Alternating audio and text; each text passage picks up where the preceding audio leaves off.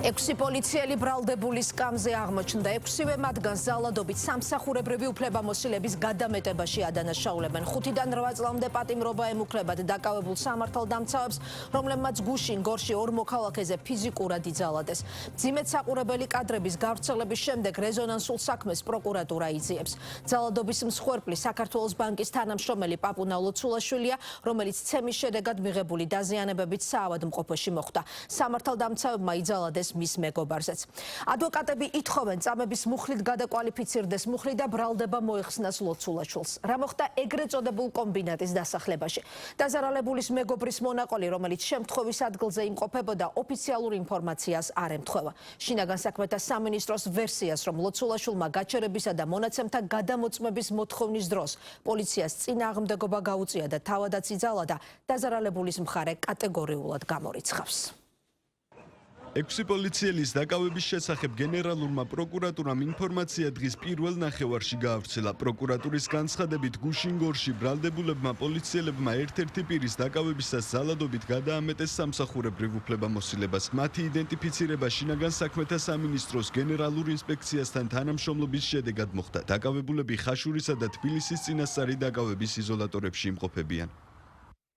პროკურატურამ პოლიციელების მიერ სამსახურებრივი უფლებამოსილების ძალადობით გადამეტების ფაქტზე 6 პირი დააკავა. შიდა ქართლისა და მცხეთა-მთიანეთის საოლქო პროკურატურის საგამოძიებო სამმართველოს მიერ შინაგან საქმეთა სამინისტროს გენერალურ ინსპექციასთან კოორდინაციით ჩატარებული გამოძიებით დადგინდა, რომ 2026 წლის 27 მაისს ქალაქ გორში ბრალდებულებმა დაზარალებულის დაკავებისას ძალადობით გადაამეტეს სამსახურებრივ უფლებამოსილებას. განხორციელებული ძალადობის შედეგად არსებითად დაირღვა დაზარალებულის უფლებები. ამასთან დაზიანდა მისი ჯანმრთელობა. უმოკლეს ვადაში ჩატარებული გამოძიების შედეგად მოპოვებულ მტკიცებულებათა საფუძველზე ბრალდებულები 28 მაისს დააკავეს. მათ ბრალდება კანონით განსაზღვრულ ვადაში სისხლის სამართლის კოდექსის 333 მუხლის მესამე ნაწილის B ქვეპუნქტით სამსახურებრივი უფლებამოსილების გადამეტება ჩადენილი ძალადობით წარედგინებად, რაც სასჯელის სახით და ზომად 5-დან 8 წლამდე თავისუფლების აღკვეთას ითვალისწინებს.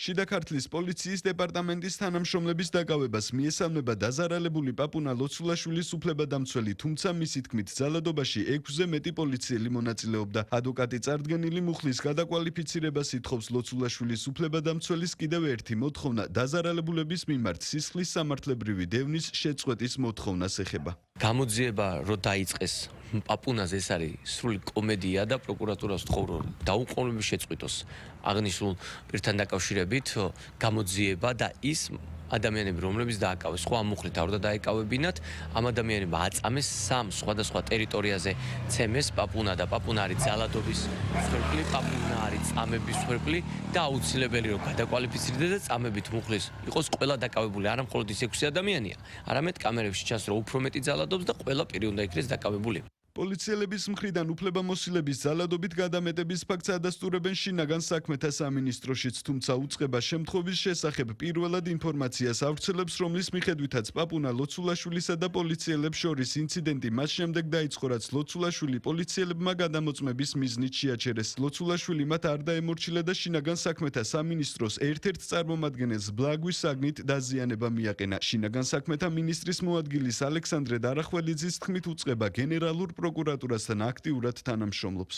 სამინისტრო გმობს ნებისმიერი სახის ძალადობას და აცხადებს სრუმზაობას ითანამშრომლოს საგამოძიებო უწყებასთან, რათა სრულყოფილად და ობიექტურად დადგინდეს აღნიშნულ საქმეზე გარემოებები და დანაშაულის ჩამდენმა პირებმა პასუხი აგონ კანონის წინაშე. უნდა აღინიშნოს, რომ კონკრეტულ ინციდენტს წინ უძღოდა საპოლიციო პრევენციული ღონისძიება, რომლის ფარგლებში ჩეჩერებული იქნა მოქალაქე.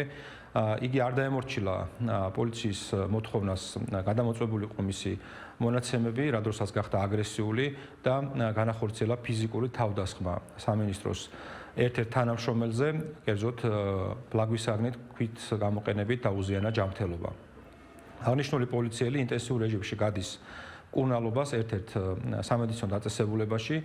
აღნიშნულ ფაქტთან დაკავშირებით დაწყებულია გამოძიება საქართველოს სისხლის სამართლის კოდექსის 353 პრიმა მუხლით, რაც პოლიციელზე თავდასხმას გულისხმობს. აღნიშნული საქმეც საგამოძიებო ქვემდებარეობით გადაეცა საქართველოს გენერალურ პროკურატურას და ორივე საქმეზე ინტენსიურ რეჟიმში ტარდება საგამოძიებო მოქმედებები მისათვის, რომ დადგინდეს თითოეული ფაქტობრივი გარემოება კონკრეტულ სისხლის სამართლის საქმეში. ჩვენთან სტაციონარში არის მოთავსებული 21 წლის მამაკაცი, გუშინ არის შემოყვანილი თავის ტრამვით. ჩვენთან ჩაუტარდა შესაბამისი სტაციონარული მომსახურება, შესაბამისი კვლევები. ამჟამად იმყოფება სტაციონარულ მკურნალობაზე. მდგომარეობა სტაბილურია. ფიზიკური დაპირისპირება გორში ეგრეთ წოდებული კომბინატის დასახლებაში გუშინ შუადღისას მოხდა. პაპუნა ლოცულაშვილსა და მის მეგობარზე რამდენიმე პოლიციელმა ფიზიკურად იძალა. ლოცულაშვილის მეგობარი არ დაუკავებიათ. ლოცულაშვილი კი წინასწარი დაკავების იზოლატორიდან პროკურატურის თანამშრომლებმა პოლიციელების მხრიდან შესაძლო ძალადობის ფაქტზე დაწყებული გამოძიების ფარგლებში თბილისში კლინიკა ვივამედში ექსპერტიზაზე გადაიყვანეს. როგორც ვივამედის დირექტორი აცხადებს, პაციენტმა კლინიკა გვიან ღამით, მას შემდეგ დატოვა რაც ის ქირურგმა, ტრავმატოლოგმა და ნევროლოგმა შეამოწმა. არსებული ინფორმაციით მას ნეკნის მოტეხილობა დაუდგინდა. ლოცულაშვილმა კონსულტაციების და შესაბამისი რეკომენდაციების საფუძველზე კლინიკა დატოვა და მკურნალობას სახლში აგრძელებს. მისი ჩივილების შესაბამისად კონსულტირებული იქნა სხვადასხვა მიმართულების ექიმი სპეციალისტების მიერ, მათ შორის ექიმი ქირურგი, ტრავმატოლოგი, ნევროლოგის მიერ. მდგომარეობა პაციენტის შეფასდა დამაკმაყოფილებელი. მას აღენიშნებოდა სხვადასხვა ხარისხის დაზიანებები, ჩატარებული იქნა შესაბამისი ინსტრუმენტალური კვლევები, კონსულტაციების საფუძველზე ექიმ სპეციალისტების მიერ არ ჩაითვალა საჭიროდ მისი სტაციონარის პირობებში მკურნალობა. ძალიან დიდი იმედი მაქვს, რომ ბოლომდე მიიყვანენ აი ამ საქმეს და დასაშლელი დაიშჩება. ჩვენგან ახლა მე ჩივილს და ამ საქმეზე დავდგე და გამოვეკიდო და რაღაცა შემდგომი მსვლელობა მისცეს, სულ არ არის საჭირო, იმიტომ რომ არიან ჩართულები სათანადო ორგანოები. არ მჭირდება მე არც ოპოზიციის და არც არავისი ჩარევა. აქ უნდა იმოქმედოს კანონმა.